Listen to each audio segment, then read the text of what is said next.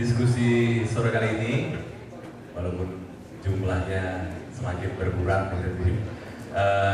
tadi di sesi pertama 4 pembicara sudah menyelesaikan presentasinya masing-masing. Ya, saatnya kita tukar pendapat. Ya, ada mungkin yang wujudnya pertanyaan, masukan, kritikan. Ya, silahkan buat teman-teman untuk termin pertama, 4 orang dulu. Mbak Mas ini, Mbak itu. Terus dua lagi, Mas, ya. Kemudian satu lagi. Mau Mas ada? Oke, ya udah. Dari Mbak dulu, ya. Mohon nama, kemudian pertanyaan yang sedang buat siapa? Nama saya Dina Herlina. Saya bekerja di lembaga penelitian namanya Rumah Sinema. Jadi tapi sebenarnya Rumah Sinema ini banyak berkawan dengan teman-teman filmmaker di Jogja. Ya, kami awalnya selain buat penelitian, kami sering membuat pemutaran dan mungkin membuat database perpustakaan tentang film di Jogja. Nah, tadi saya sempat ngobrol-ngobrol dengan beberapa orang peserta. Saya jadi punya perasaan tertentu dengan film. Mungkin tadi kalau Mas Bram atau Mas Arif itu sepertinya tuh usahanya udah bukan mapan ya, atau setidaknya run well gitu ya, berjalan dengan baik. Nah, menurut pengalaman saya dan hasil database yang kami kumpulkan di Rumah Sinema, produksi film di Jogja ini relatif bentuknya seperti komunitas. Nah, beberapa di antaranya berhasil membuat CV. Jadi saya berkenalan dengan teman-teman komunitas film itu sejak 7 tahun atau 8 tahun yang lalu, dan mereka mengalami perubahan yang menurut saya berarti. Terakhir waktu kami memperbarui database kemarin, dari sekian puluh, hampir 100 komunitas, kira-kira 10%-nya itu berhasil menjadi CV.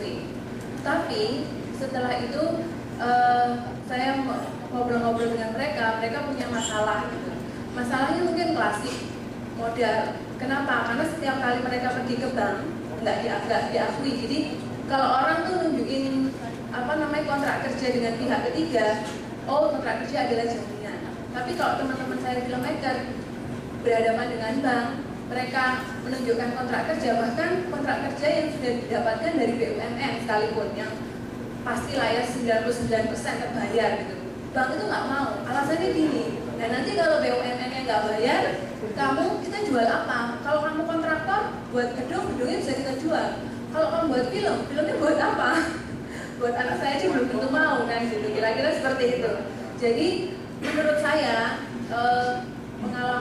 dari saya membaca di banyak industri film di dunia yang berhasil, seperti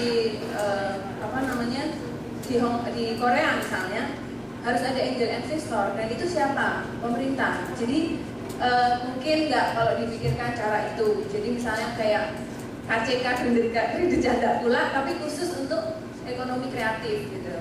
Itu yang pertama. Kemudian yang kedua ada ironis.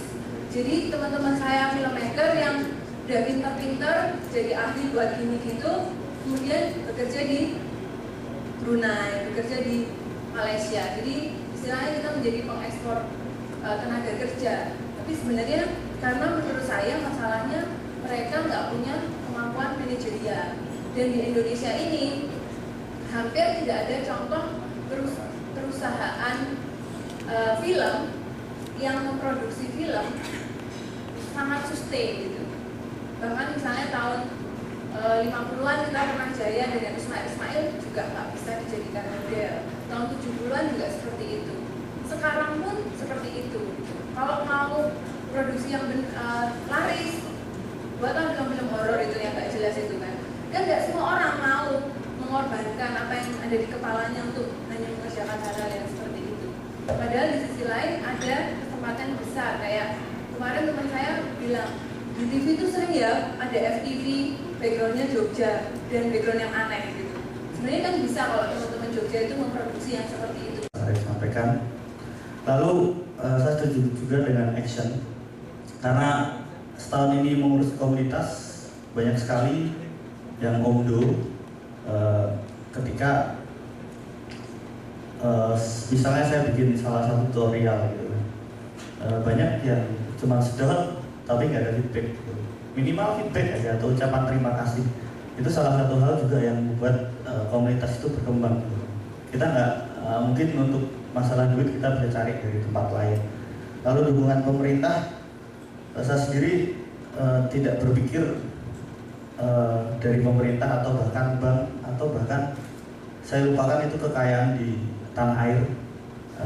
Saya setuju dengan BRIN, sangat setuju dengan apa yang kita punya, modal dasar dari semua yang diciptakan Tuhan. Pertanyaan buat mungkin Bapak tadi bicara tentang portal gitu, mungkin sekarang juga kalau portal itu tidak cukup membuat value atau menginfluence seseorang atau komunitas atau apapun industri kreatif, mungkin lebih baik dari mulai hari ini tutup aja gitu. Karena itu yang penting, karena kalau dia tidak bisa lebih baik dari tweetnya orang-orang atau komunitas blogger dan Twitter, ya ngapain gitu. Toh sekarang kita tinggal bisa ketik di Google mau gurunya siapa gitu, nggak perlu lagi datang ke Jakarta, tinggal kita datangkan misalnya Bill Gates ke komputer kita, bisa gitu. Artinya saya ingin bertanya, apa nilai lebih dari portal tersebut gitu? Atau kalau cuma sekedar data basic, saya pikir mungkin lebih keren Google ya sampai saat ini gitu. Jadi harus ada value untuk kita, untuk apa gitu. Lalu untuk Mas Arief, mungkin saya dengar presentasi beberapa idenya Mas Arief tentang merubah Jogja tadi dari tahun 2000-an. Artinya ketika banyak pameran rambu, pameran tentang Taman Sari harus dibegini dan sampah visual gitu kan. Saya udah denger itu, tapi kenapa sih kok ada yang kalah tuh Mas? Kenapa kita kalah? Karena itu sudah 10 tahun ya, notabene 10 tahun kok masih kalah dengan yang namanya Pemda, dengan yang namanya pemerintah. Itu artinya kita nggak bisa jalan sendiri ketika ada kepala, dalam hal ini pemerintah, Pemda, lalu anggota tubuh yang lain tidak bergerak serentak gitu. Kadang juga gemes juga. Kemarin juga barusan saya ketemu animatornya Upin Ipin juga waktu workshop di Jogja. Kalau dilihat Malaysia nggak ada forum juga tuh. Mereka nggak ada diskusi tentang animasi tuh, tapi mereka actionnya keren gitu. Terus manajerialnya juga oke gitu. Itu kenapa sih? Nanti mungkin Mas Arief bisa jelaskan. Itu aja. Terima kasih. Selamat sore. Terima kasih Mas Yusa.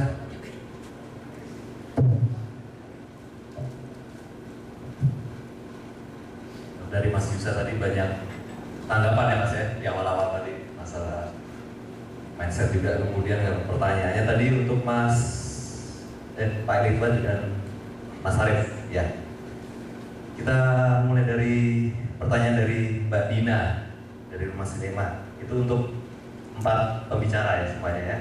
Yang pertama tadi, mungkinkah pemerintah jadi investor? Ya benar. Kemudian kedua tadi masalah apa, kita bagus dalam memproduksi SDM yang handal, capable, tapi masalah akses ya. Jadi produknya tidak bisa maksimal, tidak bisa go nasional, hanya Jogja jadi setting FTV doang, tapi yang punya juga orang Jakarta gitu ya, masalah gitu ya. Silakan, dari siapa dulu? Dari ya Mas Arief ya. Duluan dan pulang duluan. Ya. Ini pertanyaan Mbak Dina dulu Mas. Oke, Mbak Dina, enggak. Ini saya ingin terus terang aja deh. Tes. Jadi ya nggak tahu, sebelumnya mohon maaf nih kalau misalnya ada yang salah kata-kata saya. Tapi saya merasa ini sebagai bentuk upaya untuk kemandirian komunitas. Suka nggak suka, saya harus bilang bahwa kemungkinan besar mayoritas di komunitas itu belum sangat serius untuk memperjuangkan mimpinya.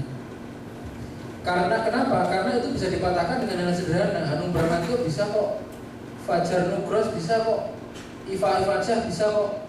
Lah, yang lain kenapa nggak bisa nih? Karena blueprintnya sudah ada.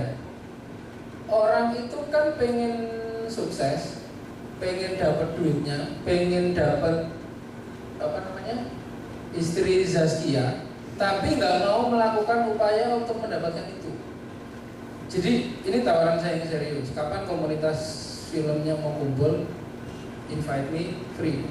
Karena saya melihat banyak hal yang bisa dikolaborasikan di situ.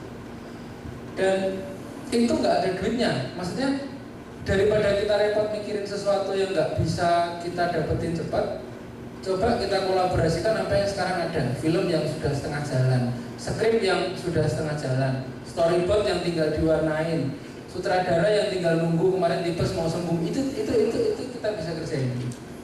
Itu yang komunitas film kalau dari saya. Artinya itu peran yang saya bisa lakukan real. Kalau nanti itu berlanjut dengan komunitas yang lain, apakah namanya komunitas macam? Saya juga tawarin di Kota Umpet itu saya punya ruangan yang alhamdulillah cukup. Jadi hari Jumat kemarin itu kita bikin acara wedangan kreatif sharing, itu muat sekitar 70 orang. Kalau mau nyetel premier di situ, monggo welcome.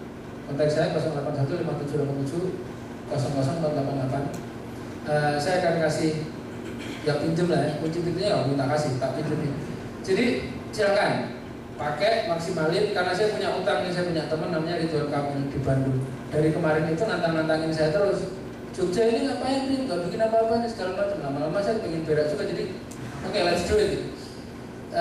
Kita mesti lakukan. Karena saya juga merasa mungkin saya terlalu lambat kemarin. Ini jawab pertanyaan yang Mas Reza tadi. Mas 10 tahun ngapain? Saya juga bingung. Maksudnya kemarin mungkin saya terlalu banyak nyalain Pemkot gitu, terlalu banyak nyalain isi, terlalu banyak nyalain mindset orang-orang gitu. Tapi saya pikir sekarang waktunya bergerak gitu. Tadi saya sempat ngobrol beberapa teman.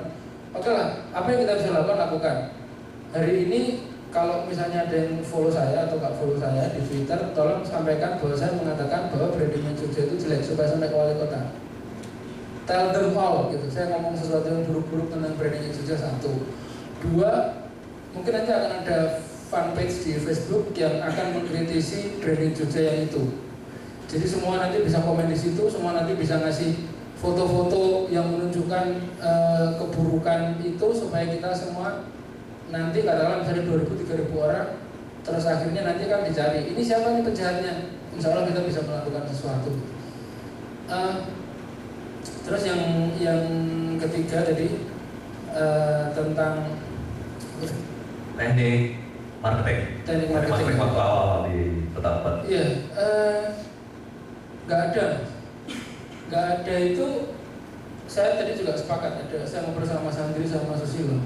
Cara membangkitkan animasi itu apa? Apakah kita nunggu film yang stop kayak Ratatouille atau kayak Up atau kayak apa?